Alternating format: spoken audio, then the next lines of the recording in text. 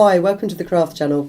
My name's Corinne Brad and I'm here today to show you a really simple masking technique to use with your rubber stamps. So we've got some great little stamps here. This is the Perfect Pet collection and we're going to use this quite cute cat. Try saying that quickly. It's a self-cling stamp, so we'll just mount it onto an acrylic block so you can see exactly where you're going. And I'm not going to use the ink pad that's with the kit, I'm just going to use a plain black pigment ink pad. Just very lightly stamp this cat onto a bit of scrap card. There you go.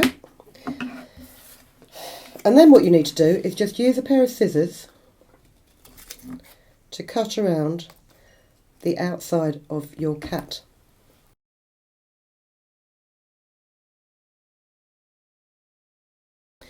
And it can be used to mask an image.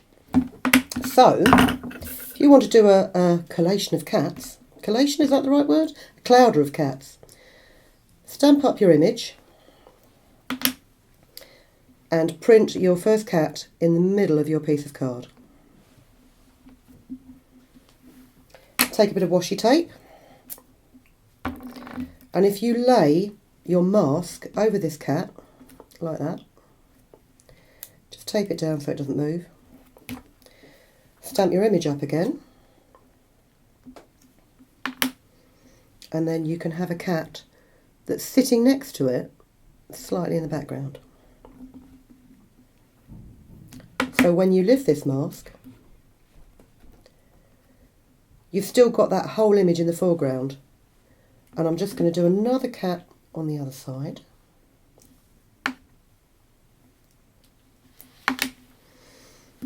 Again, perhaps slightly higher to the side of him. Oh, and I'm just going to move that bit of washi tape so that I don't actually mask the bottom of that cat's feet with the washi tape. Pop in there. So now you have 3 cats, and I have cut myself a couple more masks.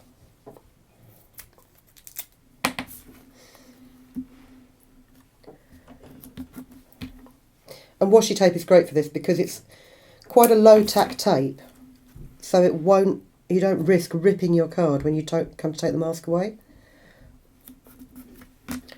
So, ooh, good job that wasn't a white top. We'll have a couple more cats here. Let's put you there.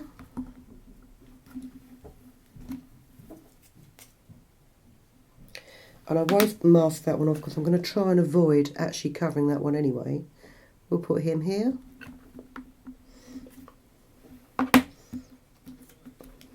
And then move your masks up to cover them.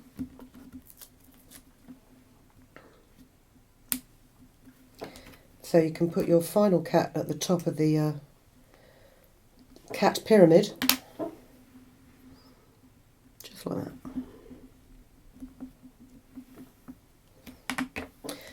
If you use too thick a piece of card to make your masks, what you will find is that your rubber stamp won't hit the paper directly next to it and there'll be a small gap. So I mean, I wouldn't use anything more than about 200 GSM. Paper you could use, but it's one of those things, it bends and it folds. So what you've got here is your little collection of a tower of cats, and then when your ink is dry you can simply colour them in with a decent quality colouring pencil, and you can do all kinds of different designs, like this one down here. If you start with an orange and you just do some little stripes across it and then blend it in with a gold.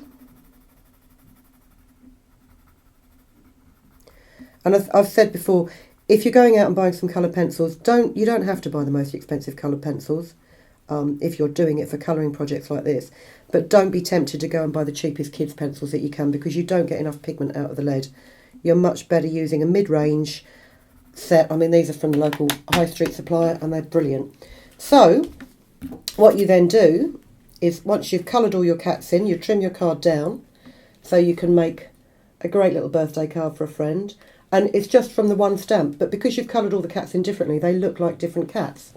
And just before I go, I'm going to show you how I achieved this happy birthday with an embossing stencil, because while I've got the ink out, and I've lost my embossing, there it is.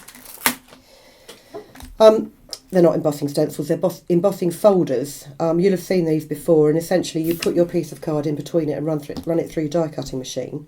What I'm going to do is, if you ink up on the wrong side of the folder, so you ink up where your image is reversed, again just with a pigment ink pad,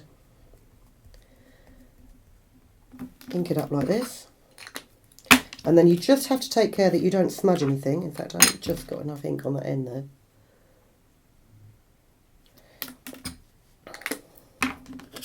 Place your card inside the folder. Close the folder over it and hold it down. And don't let it smudge or skew before you run it through your die cutting machine.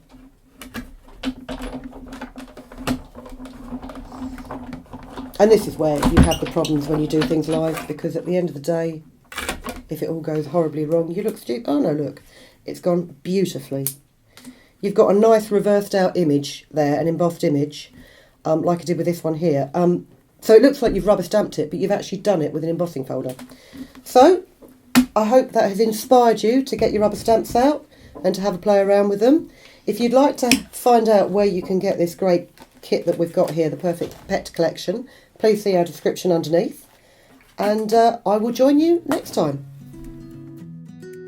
If you've been inspired to create, please share your makes with us in the comments section below. And if you've enjoyed videos by the Crafts channel, hit the like button. Want to see more of us? Then click subscribe. See you next time.